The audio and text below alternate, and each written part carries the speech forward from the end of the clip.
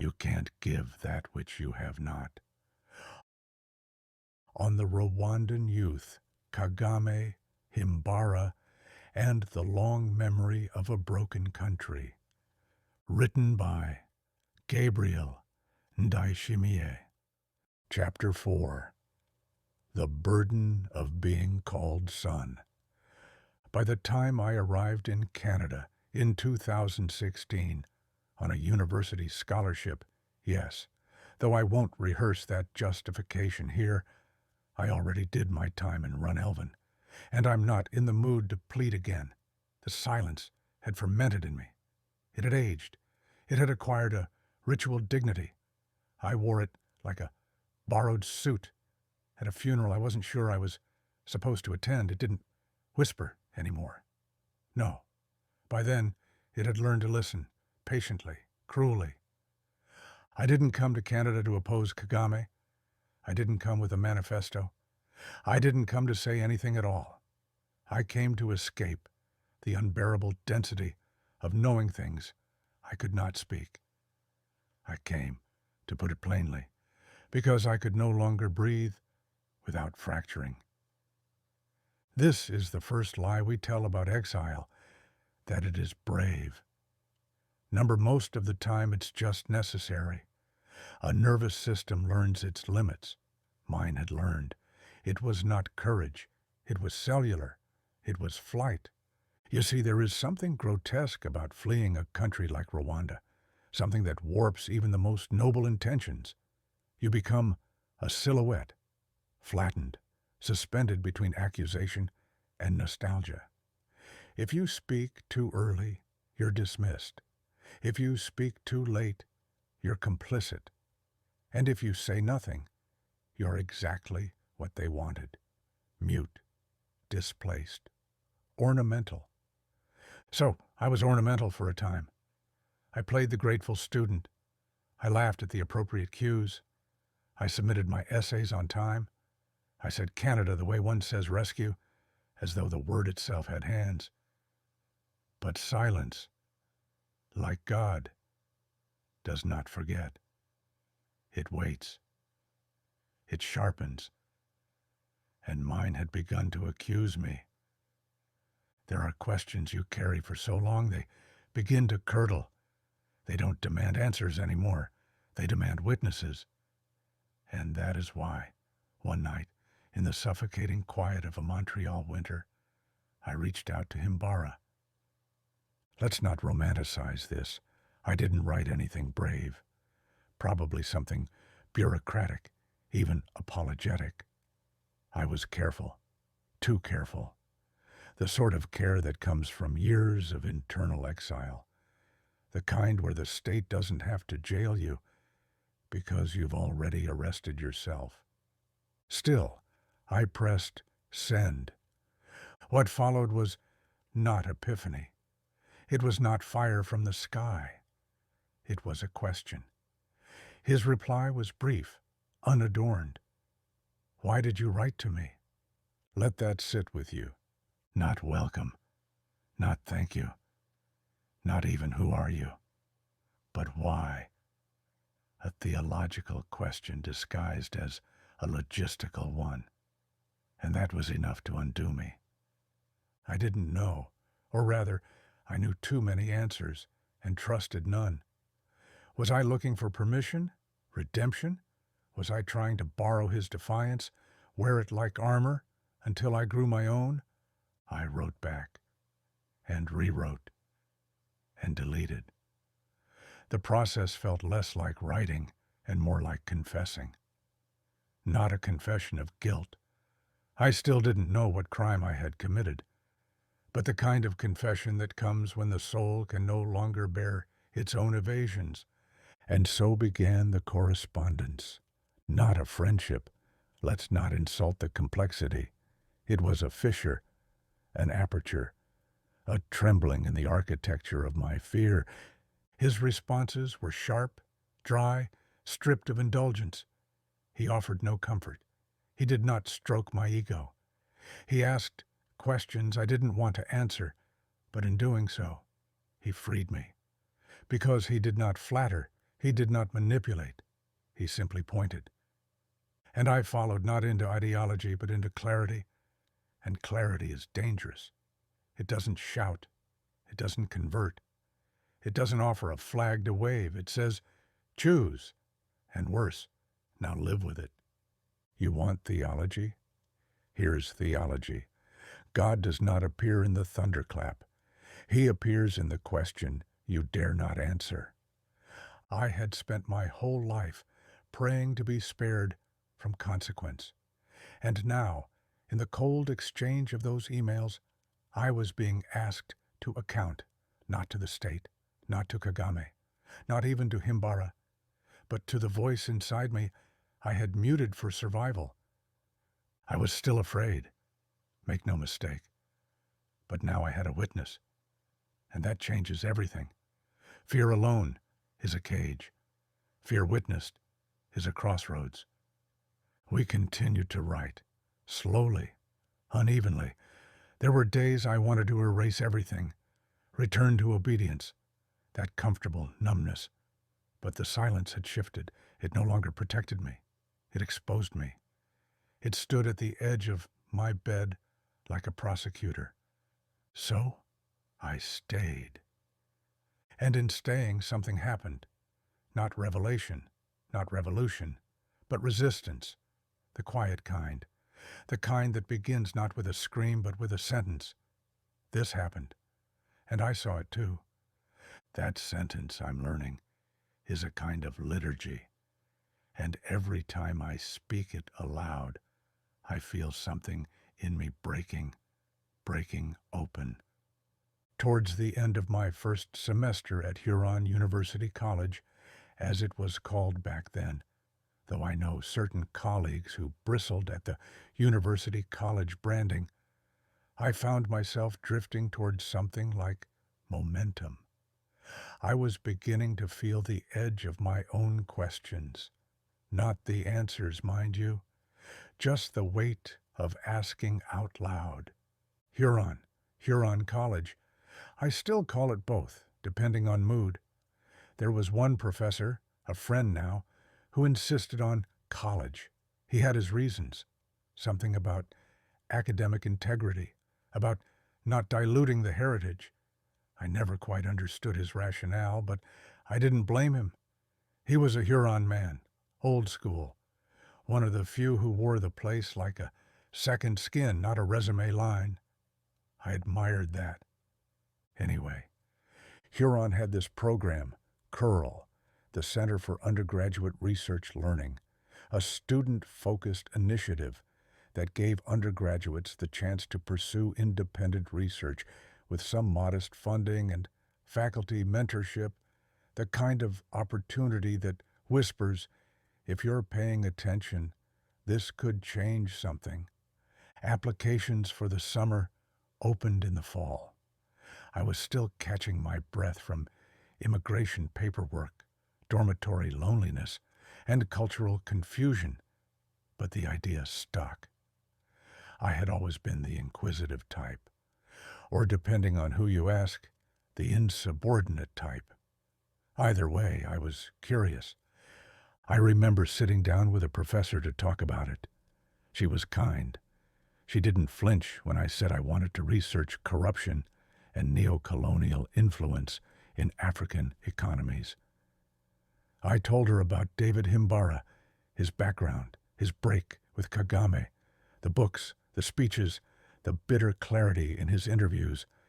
I told her I had read Dead Aid by Dambisa Moyo and other works like it. I confessed, perhaps too eagerly, that I wanted to understand not just what was wrong, but how the structures of help themselves became violent. She nodded. She encouraged me. She told me to apply. And she said something else, almost casually. You should reach out to him, Himbara. He'd probably say yes. So I did. And here's the part I wasn't ready for.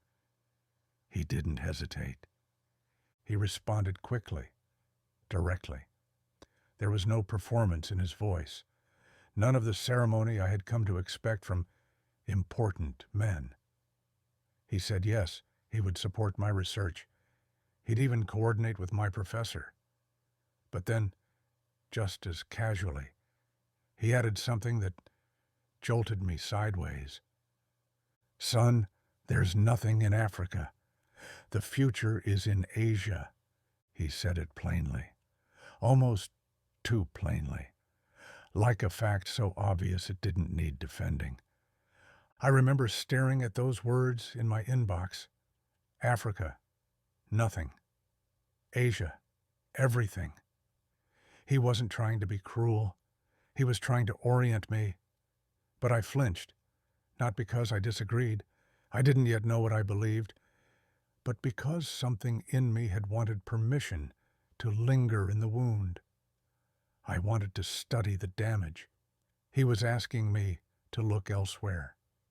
Research how China and India lifted their people out of poverty in a single generation, he said. That's where the real lessons are. Africa's a trap. I'll help you. I'll work with your professor. But son, focus on where the future is being built. Son. That word undid me more than anything else. No man had ever called me that before. Not with ownership. Not with something like affection. Not with the faint rustle of protection hiding underneath a sentence. I didn't know how to receive it, so I filed it away. I would get used to it in time. But not that day. That day, I sat quietly, fingers hovering over the keyboard, unsure how to respond. What does one say to a man who offers both guidance and grief in the same breath, who opens a door for you, but cautions against where you're trying to walk? He wasn't trying to erase Africa. I see that now. He was trying to free me from its enchantments, from the fatalism that sometimes passes for realism in post-colonial discourse, from the obsession with doom. He was saying, you can't build a future if your only vocabulary is loss. And yet, I was still tethered to that loss. I still believed in the ethics of remembering. I still wanted to ask, if we do not understand the betrayal of aid, if we do not interrogate the aesthetic of African failure, how will we ever know what was stolen? But I didn't say all of that. Not then. I thanked him. I said I would revise my proposal. I promised to think about Asia, and I did.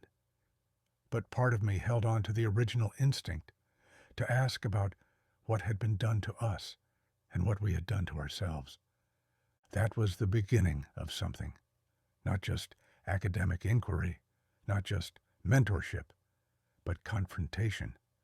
Himbara, whether he meant to or not, forced me to reckon with my tendency to romanticize critique. He reminded me that not all questioning leads to freedom. Some questions are prisons dressed up as courage. And that, I think, is when my voice truly began to change. Not because I found clarity, but because I began to resist the temptation to narrate pain without purpose. If I am to be fully honest, and honesty is the only currency I wish to trade in here, I had not yet read Frantz Fanon, not properly. I had heard his name, perhaps cited in a panel discussion or a thread of tweets passed around by fellow African students hungry for political depth, but I had not yet felt his language throb in my bones. I had not yet encountered the kind of rage that is not noise but gospel. At that time, I was still what I would now call, without cruelty but with full self-awareness, a naive Pan-Africanist. I wore Pan-Africanism like a borrowed garment, a little too big, a little too clean, but still flattering in certain lights. It made me feel intelligent. It made me feel loyal. Most of all, It made me feel like I belonged to something, an imagined fellowship of thinkers, doers, revolutionaries, all committed to the grand restoration of Africa's stolen dignity. I believed in the African Union then, or at least I believed in its potential. I believed that if we could just get the right people into the right rooms, if we could just say the right words with enough conviction, then we could finally sever the colonial umbilical cord and stand upright. Of course, I understand now that this belief was beautiful and foolish in equal measure. Pan-Africanism, as it was taught to me by speeches, documentaries, and high school debates, was clean. It was noble. It was revolutionary. But the Pan-Africanism I have since come to know, the version dressed in double-breasted suits and holding summits in air-conditioned halls while protesters rot in jail, is something else entirely. It is, more often than not, a costume, a performance, a fig leaf for authoritarianism. It is the vocabulary Paul Kagame deploys whenever he needs to position himself as the continent's savior on the international stage, whenever he wishes to silence criticism under the banner of African dignity, whenever he must remind the world and perhaps himself that he is not just a man clinging to power, but a symbol of self-reliance. But let us not be deceived by symbols. Pan-Africanism, in the mouths of Kagame and his ilk, becomes a kind of sacred perfume, burned not to honor the ancestors, but to mask the smell of repression. It is evoked when needed and discarded when inconvenient. It has become, in many ways, the dictator's favorite incense. And yet, at 18, I believed in it. Fiercely, unironically. I believed in continental unity. I believed in decolonizing not only structures, but minds. I believed that our liberation would come not from aid, nor from Western think tanks, but from one another, from a solidarity that would sweep across the continent like Pentecost. When I told David Himbara about my research proposal, about my interest in corruption, aid, and Pan-African economic policy, he listened, patiently, generously. He did not dismiss me outright, but when he spoke, his words rang with something I could not yet name. Not cruelty, not disdain, something harder, something like experience. Son, he said, Pan-Africanism is just a fig leaf, especially now. They use it when it suits them. They sing it when they want to crush you in the name of unity. He was not being provocative. He was being clear. And clarity, I am learning, is often colder than truth. He told me to forget Africa for a while, not out of disdain, but out of strategic vision. He pointed me toward Asia, toward India and China, toward nations that had, in a single generation, lifted millions out of poverty through relentless, often ruthless, policy innovation. He said, Son, the future is not in Africa. The future is in Asia. That word again, son. I did not know how to hold it. No one had ever claimed me that way. Certainly not a man. Certainly not with such casual certainty. It struck something tender in me, something that had no name yet. Still, I resisted his conclusion. Not openly. I was too polite, too unsure of myself to push back. But internally, I held on to my Pan-Africanism like a relic. I still believed we could rehabilitate it, that we could restore the original spirit of liberation and dignity, that not all had been lost to politics and power. Looking back now, I understand that I was not wrong to hope, but I was mistaken to believe that hope alone could sustain a political vision. Even then, I was beginning to notice the dissonance, the gap between the rhetoric of African solutions and the lived realities of surveillance, silencing, and stolen futures. I was beginning to see how men like Kagame had mastered the art of speaking liberation while practicing control. How the Pan-African language had been co-opted not for unity, but for domination. And yet, I continued. I pressed forward with my research, my reading, my long conversations with professors and peers. I believed that if I just studied enough, asked the right questions, spoke with the right mentors, I could recover something authentic. Himbara did not argue with me. He simply stood at a distance, offering guidance, never flattery. He let me grow into my own contradictions. And so I stayed with the discomfort. Because sometimes that is all you can do. I did not know what it meant to be called son until I heard it in his voice, unforced, unsentimental. David Himbara was not the kind of man who made a show of tenderness, but the word kept appearing, quietly, unceremoniously. In his emails, in our brief phone calls, tucked inside advice or critique, like a hand placed on a shoulder without fanfare. Son. At first, I did not know how to receive it. I was still learning how to inhabit myself, still shedding the habits of deference and dislocation. But something in me softened, not into obedience, but into belonging.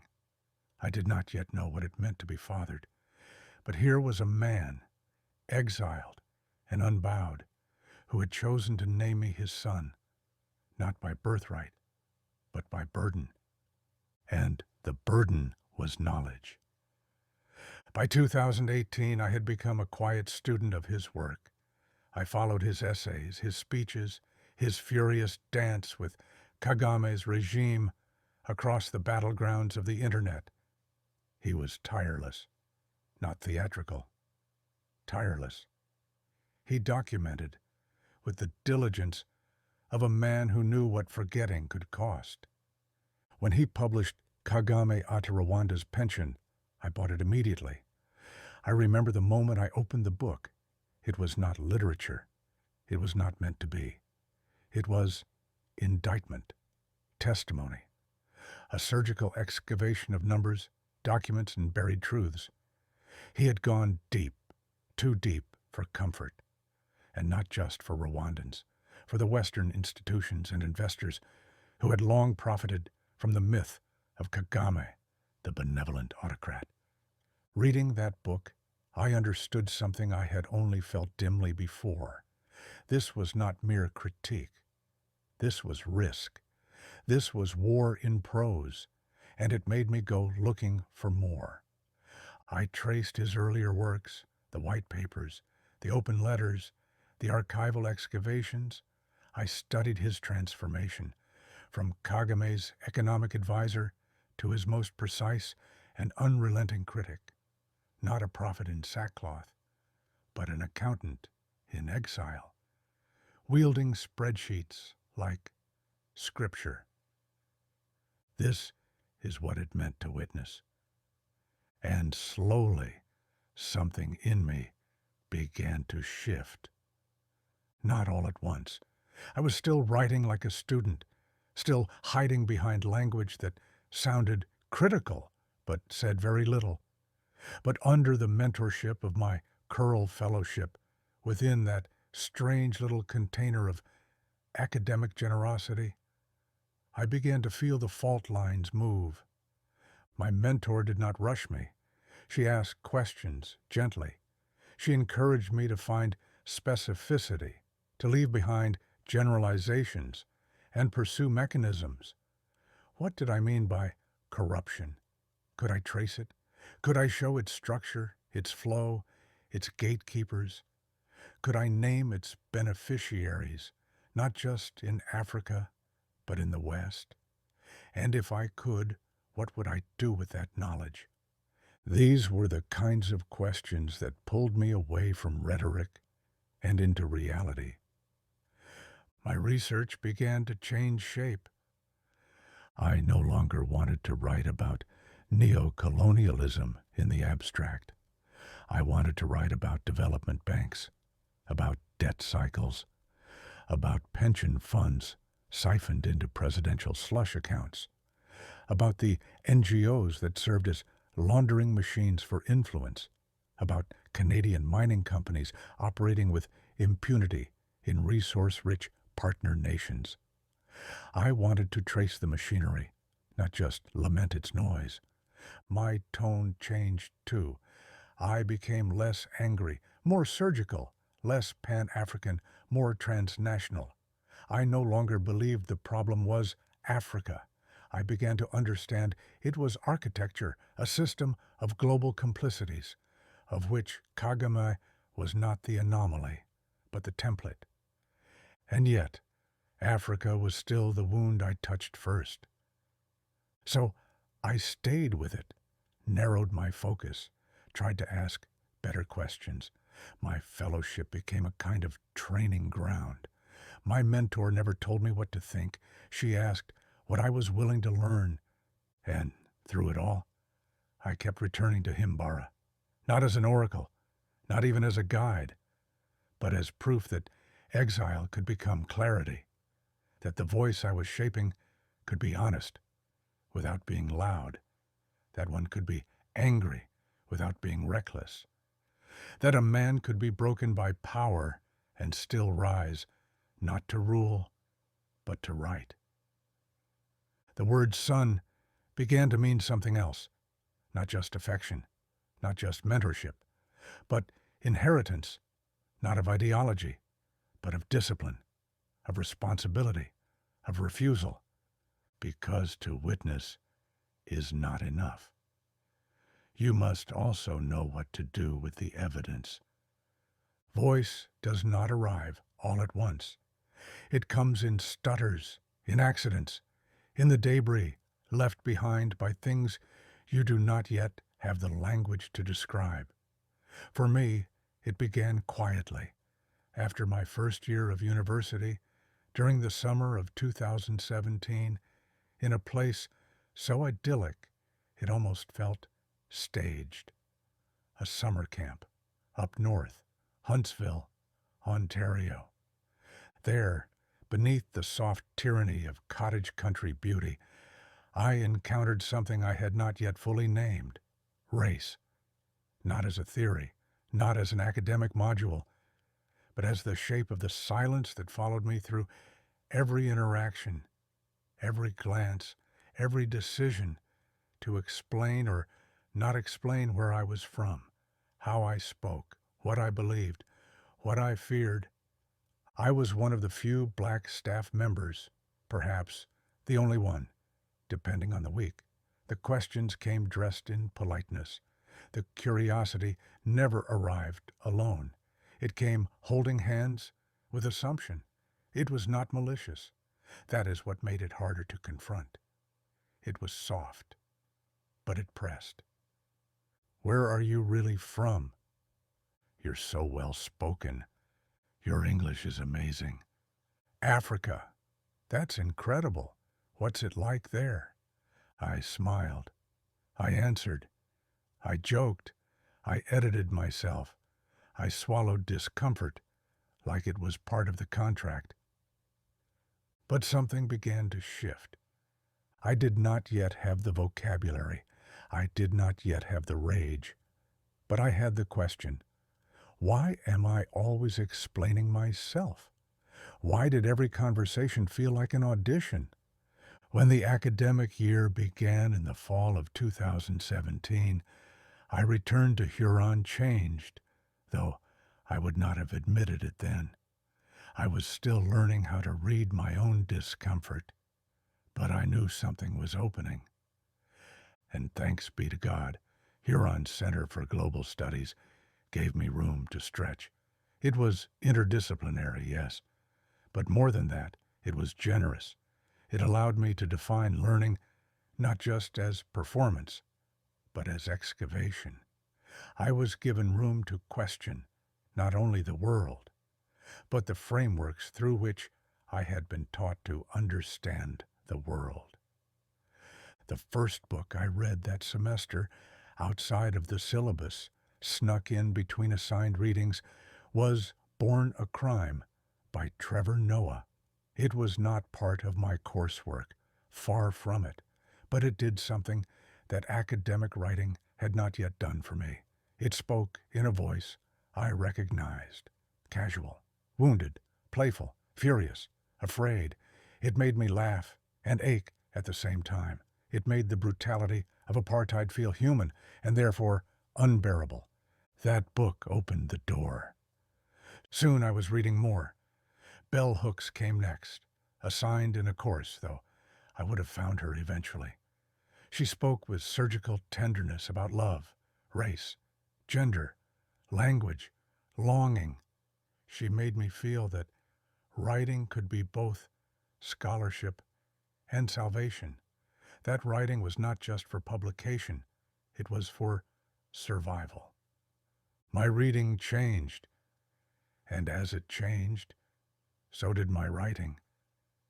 I began experimenting with essays, drafts that never left my laptop, paragraphs that started as academic submissions but mutated halfway through into personal testimony. I wrote in margins. I argued with assigned authors. I imagined writing not for grades, but for the voice I had once buried. There was a strange contradiction in all of this. On the one hand, I felt more intellectually alive than I ever had. I was discovering literature that fed my soul, language that reflected my shadows. But at the same time, I was becoming more aware of how the academy made room for blackness only under certain conditions. There is a quiet violence in how North America handles black excellence. Every time I read a brilliant black thinker, Bell Hooks, Ta-Nehisi Coates, Audre Lorde, James Baldwin, Claudia Rankine, I felt the same undercurrent, that here, in this context, to be an exceptional black high achiever is to become a specimen, to be loved, but only if you remain legible, if you inspire, if you do not make them uncomfortable in the wrong way. Black writing, I learned, is always doing double duty. It is expected to explain itself, to teach, to represent, to humanize. And I began to wonder, what if I do not want to teach you? What if I do not want to be the exception? What if I just want to write? These questions haunted me. They made their way into my drafts, my course reflections, my fellowship meetings. My mentor at Curl noticed. She told me I was no longer writing like a student. I was writing like someone trying to speak. But speaking, I was learning, has consequences. And so I began to take voice more seriously, not as performance, not as ambition, but as responsibility. I was no longer interested in being clever. I wanted to be clear. I wanted to find a form that could hold what I knew but had no proof for, what I felt but had no footnote to cite.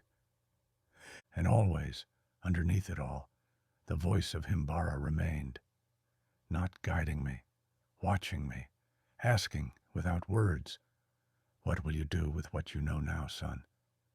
As my second year deepened, so did my restlessness. I had begun to read with hunger, to write with a trembling sense of responsibility. It was no longer enough to underline sentences and feel seen. I wanted to speak, not in the safe confines of classroom discussion, not just in my fellowship reflections or my private journal entries. I wanted to risk speech in public. So I began to write essays, small pieces, not quite op-eds, not quite memoir, fragments of thought wrapped in observation. Some were angry, others were careful, all of them were sincere. I started submitting them to the Western Gazette, the student publication at the University of Western Ontario. It was the obvious place to begin. Accessible, student-run. It published everything from music reviews to political commentary. I thought, this is where I'll test my voice. I crafted each submission with the same discipline I had begun to learn through Curl, clear structure, sharp prose, grounded ideas. I wrote about race, about migration, about the strange loneliness of being read as diverse, but not understood as human. I wrote about language, about silence, about the quiet violences that decorate polite institutions. And then I waited. I never heard back. Not a rejection, not a note of feedback, not even a confirmation of receipt, just silence. At first I thought it was a mistake. Perhaps I had sent it to the wrong email. Perhaps it had slipped through the cracks. But after the second, third, fourth submission went unanswered, the message became clear. If not intentional, then systemic. This is the other kind of exile. The exile of being unacknowledged, not censored, just unseen. It stung, but not in the way I expected. It did not make me doubt my ideas. It made me feel invisible. And invisibility, I have come to learn, is its own form of violence, especially when it wears the face of liberalism, especially when the silence is so polite you begin to question your own presence. I wanted to believe the editors were simply overwhelmed, that it was not personal. But it is hard not to take silence personally when your whole life has been shaped by the need to speak what others are not ready to hear. Still, I kept writing. I sent the essays to friends, to professors, to mentors who were willing to read them. I presented early versions of them in class discussions, folding argument into vulnerability. I kept practicing. I kept sharpening. This, too, was part of the apprenticeship. Not just learning to speak, but learning what happens when the room does not echo back. I told Himbara eventually. I mentioned the silence from the Gazette. He responded with a short message. Keep writing. You are not writing for them. You are writing for clarity, for survival, for the record. And then, almost as an afterthought, son, the silence means you touch something real. That sentence stayed with me. It reframed the rejection. It made me think of voice not as performance, but as persistence. Not every truth receives an audience. Not every sentence lands. But if the writing is honest, truly honest, it will carve space, if not today, then in time. So I wrote, quietly, consistently. I wrote when no one asked me to. I wrote when no one replied. I wrote not to be published, but to stay sane. And in that private discipline, a public voice began to form. Persistence has a strange way of shaping a person, not through applause, not even through progress, but through repetition, through the simple decision to continue in the face of indifference. I kept writing, even when no one responded. I kept speaking, even when no one echoed back. And somewhere along the line, this practice began to change me, not just as a student, but as a person, as a Black person, At a predominantly white university, I began to notice things I had not noticed before. No, that is not quite right. I had felt them before, but now I began to name them.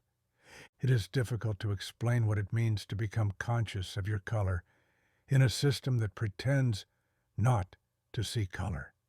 Canada prides itself on politeness, on progress, on diversity statistics that are carefully updated and quietly weaponized.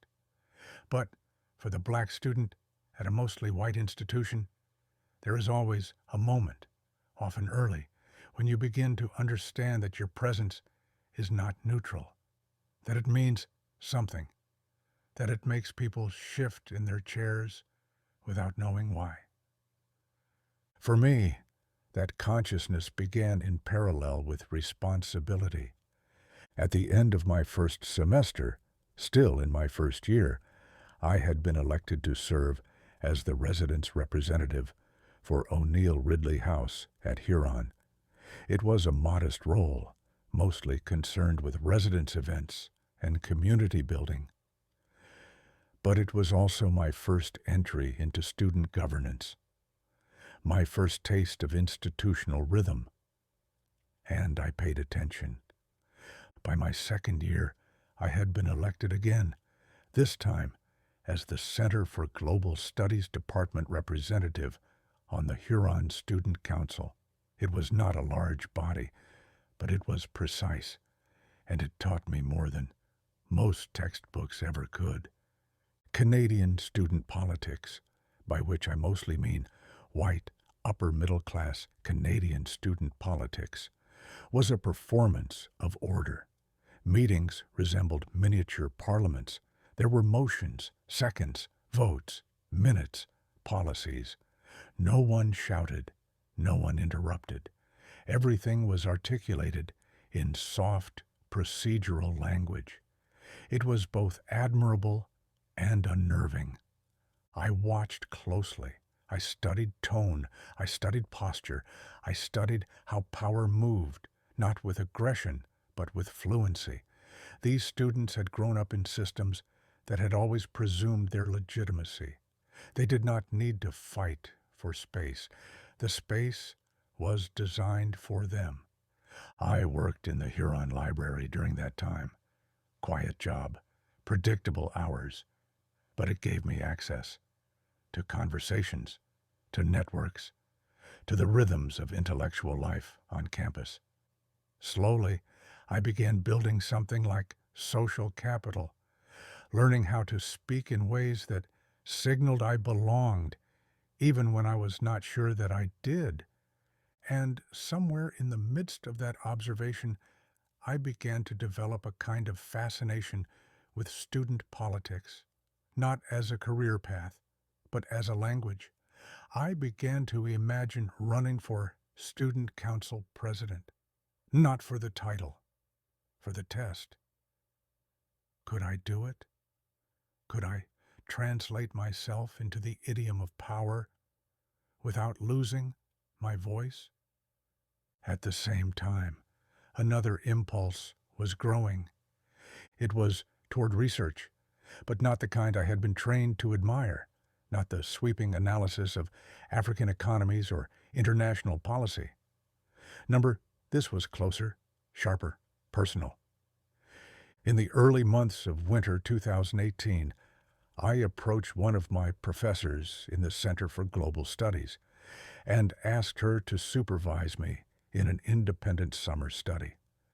I told her I was not interested in applying again for the Curl Fellowship. I wanted to do the work for its own sake. What I needed was guidance, not funding. I told her I wanted to explore black student experiences in predominantly white universities in North America, that I wanted to read about what it meant to navigate whiteness, not as a theory, but as an architecture, that I wanted to understand the cost of performance, the ache of representation, the weight of silence. She agreed. We met, we discussed. She helped me frame the question, not to narrow it, but to make it sharper. I searched the university databases and immediately encountered a strange kind of absence. Canadian literature on the topic was thin, sparse, polite, sanitized. The real language, the real blood, came from the United States. There, I found essays, studies, ethnographies, testimonies. I read about black students at Ivy League institutions, about double consciousness in the classroom, about code switching, about racial battle fatigue. These were not just academic terms. They were lived vocabulary. They named what I had been feeling without knowing I was allowed to name it. I also came across research from South African universities, post-apartheid, but not post-racial, studies that tracked the slow unmaking of colonial institutions, how whiteness lingered in language, in architecture, in syllabus design, the ghosts of Europe dressed in new administration. It was jarring and familiar. I was beginning to see my experience not as isolated, but as patterned, structured, recurring. This changed my writing again. I no longer wanted to write for approval. I wanted to write for exposure, not of others, but of systems. I wanted to write in a voice that carried both grief and geometry. I wanted to be precise with my pain. And through it all, Himbara's voice remained, not present in every paragraph, but there in the backdrop, a question I could not shake. Now that you see it, what will you do with it, son? It was during that independent study, sometime between sleepless nights of reading and long walks back from the library, that I first encountered Steve Biko, not in a classroom, not through curriculum, but as one stumbles upon a mirror in the dark. He did not knock. He entered. And once he entered, others followed. Frantz Fanon, Bessie Head, Ngugi wa Thiong'o, Dambudzo Marechera. I had met Ngugi before, but only by name, only as a nationalist writer safely contained in the post-colonial canon. Now he was someone else entirely, a theorist of language, a prophet of decolonization. And Marechera, my God, Marechera, was not a writer so much as a rupture, a mind that refused containment, a poet of madness and modernity. Reading him felt like picking up glass with bare hands. I read them all, dead and alive, fragmented and whole. And though I had no formal ritual for doing so, I began to build relationships with their ghosts. They visited me often, sometimes at night, sometimes mid-sentence. They refused to stay on the page. They leaked into my thoughts, my tone, my daily rhythm. The library became a chapel, my dorm a confessional. And somewhere in the middle of all this, I stopped taking student politics seriously. That is not to say I dismissed it. I still respected the structure. I still read the Constitution of the Student Council with the same intensity I once reserved for my coursework. I still watched meetings. I studied how coalitions were formed, how language was weaponized and softened, how the social economy of power moved behind the scenes. I even began to outline campaign strategies for a presidential run. Summer 2018 was meant to be my political apprenticeship, but something was shifting, quietly, irreversibly. The more I read about Black experience, the real kind, not the diversity brochure version, the more exhausted I became, not because the material was too hard, but because it was true. And truth, when it lands, does not inspire. it undoes. I began to see the contradictions everywhere. I began to feel how lonely it is to carry the knowledge that what most people call fairness is really just well-disguised hierarchy. That the student council meetings I once admired were often miniature performances of liberal governance, clean on the outside, indifferent on the inside.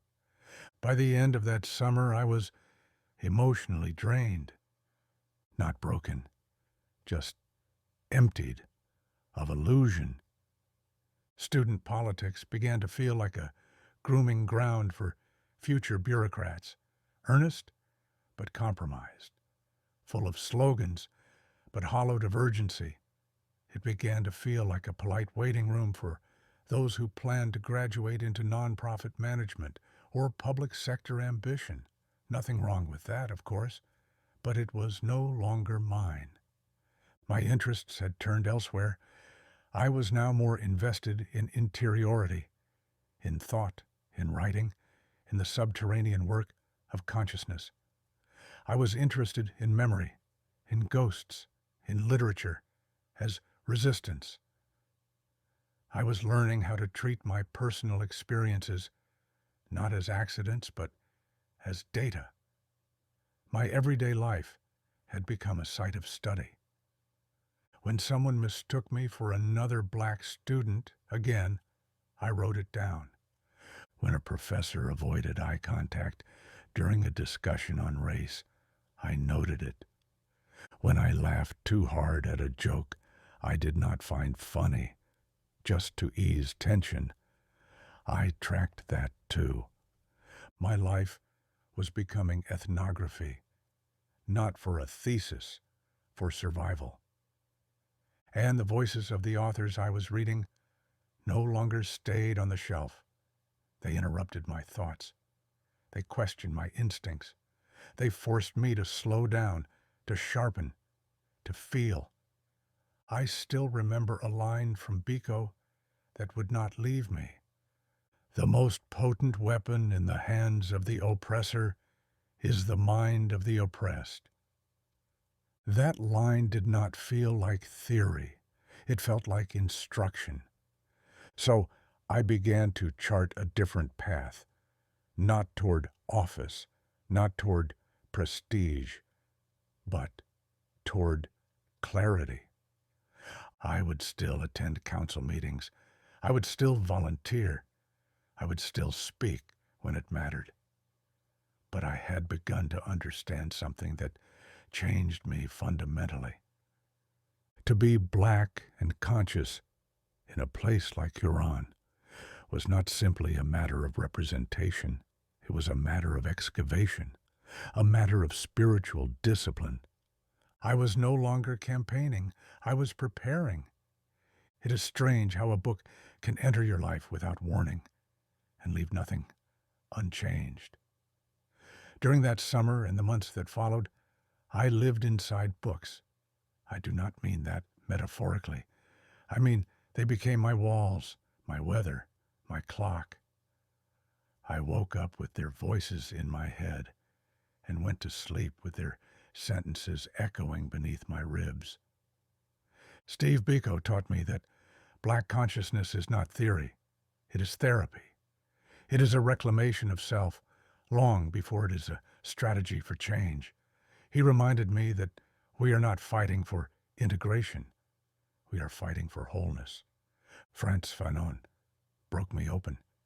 Reading Black Skin, White Masks was like reading a diagnosis I had not known I needed. His language was dense, erratic, volcanic. I had to stop every few pages just to breathe. He did not offer comfort. He offered rupture. And I needed that rupture more than I knew. Ngugi wa Thiong'o whispered to me about language, about the violence of being educated in the tongue of the empire, and then being asked to express resistance in that same tongue. He taught me that decolonization is not a metaphor. It is a daily, often humiliating task. Bessie Head offered me something softer, though no less devastating. Her fiction gave me characters who were fractured, unsure, displaced, but still searching. She gave me permission to be unsure too. And Dambudzo Marechera, he was a storm, a beautiful, dangerous storm. He wrote from madness, not towards it. His sentences were jagged, furious, necessary. He made me realize that sanity is not always the best response to the world we live in. I read others too. Monsieur Nourbes Philip, Audre Lorde, Hortense Spillers. I began to gather a choir, not of consensus, but of complexity. Their words did not agree with each other, but they did something better. They resonated. And through them, my framework began to shift. I stopped looking for answers. I started looking for form. I no longer needed theories that explained me. I needed ways of speaking that refused to reduce me. The questions I asked in my independent study were no longer just academic, they were liturgical. What does it mean to survive an institution? What does it mean to think while black, to write while black, to feel and still function? I was beginning to understand that the academy could not hold the totality of what I wanted to say. And maybe it was not supposed to. That was not a conclusion. It was a beginning. And so, by the end of that summer, my second year, the season when student politics faded and study became spiritual, I was no longer asking what I would become after graduation. I was asking how I would live now. The voices of the dead had taken up residence in me. They had rearranged the furniture, my sense of time, of self, of purpose. None of it remained untouched. I began to carry the texts, not like arguments, but like scripture, not to quote, but to consult. And always, in the distance, David Himbara's voice remained, not commanding, not paternal, present, watchful. Son, he once whispered to me, do not just speak. Know why you are speaking, and know who is listening. I was still learning both, but I knew now that voice is not something you are born with. It is something you suffer into. That, too, was a beginning. And maybe this is what it means to find connection. Not a friendship, not a network, but a reckoning. A confrontation with the voice you had buried and the voices that refused to let you bury it again. I was still young, still raw, still learning how to write a sentence that did not apologize for existing. But I knew something irreversible had begun. And once it begins, it will not stop. Not even when the world is not ready. Not even when you are not ready.